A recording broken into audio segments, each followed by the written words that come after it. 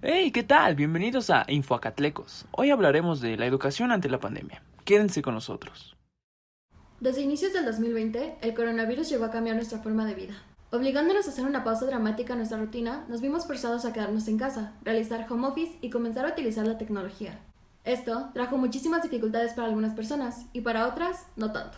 Este confinamiento puso de moda el método de aprendizaje a distancia. Este ya estaba siendo implementado en algunas instituciones, pero de manera voluntaria. Estas circunstancias afectaron de distinta manera a la población y crearon un fuerte debate entre cuál modalidad de estudio es la mejor. La educación presencial es la estructura de aprendizaje básica que requiere y demanda la asistencia necesaria de un profesor y un alumno en un aula escolar. El docente es el encargado de iniciar la jornada de formación, expresando sus ideas, opiniones y experiencias relacionadas al tema central de la clase.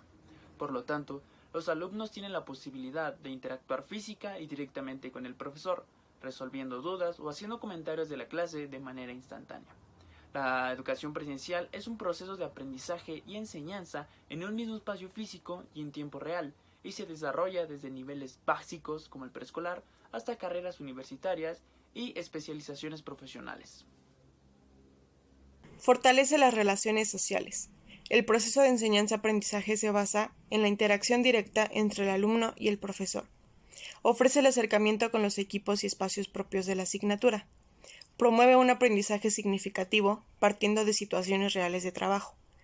Empleo de una estrategia didáctica teórico-práctica, pues se ha demostrado que es la práctica misma lo que encamina al significado de los contenidos de la clase.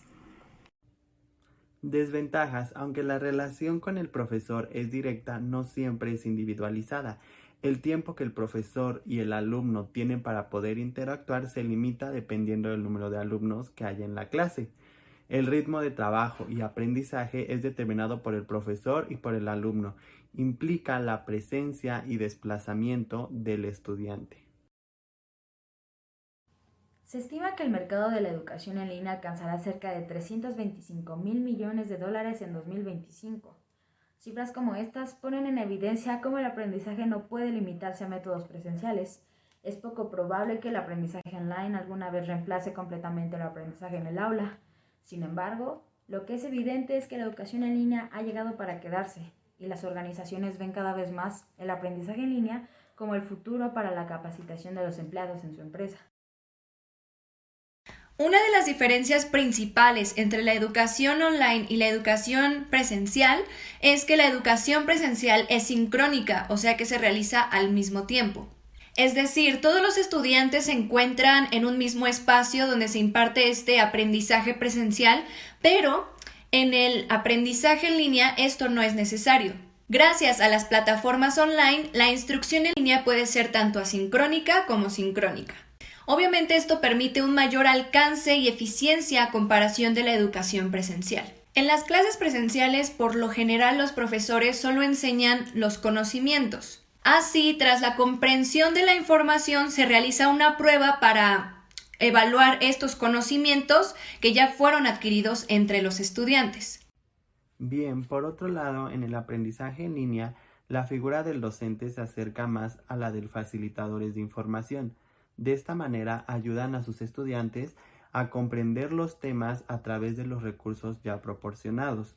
En el caso de la educación online, el estudiante es quien debe asimilar los conocimientos por sí mismo, mientras que en el profesor o tutor actúa como una ayuda para que esto ocurra. La disciplina y automotivación: algunas personas pueden decir que es más difícil tener éxito en la formación en línea, ya que en este tipo de enseñanza la autonomía y la motivación juegan un papel muy importante. Es decir, el aprendizaje en línea es el alumno quien debe aplicar sus propias pautas de estudio y enseñanza.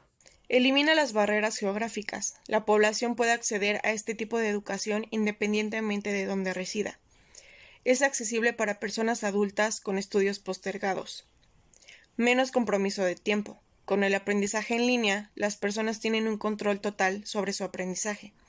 El alumnado puede volver a leer los módulos del curso y consultar los recursos en línea disponibles, como libros electrónicos, audiolibros, tutoriales en línea, enlaces externos, etc.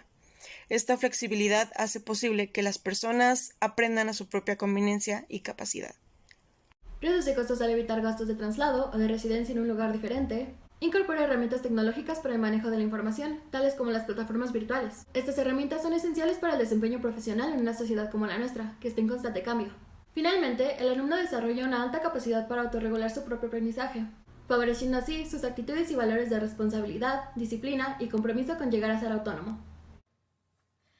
Algunas de sus desventajas son que dificulta transmitir y conservar determinados contenidos actitudinales para mejorar la socialización.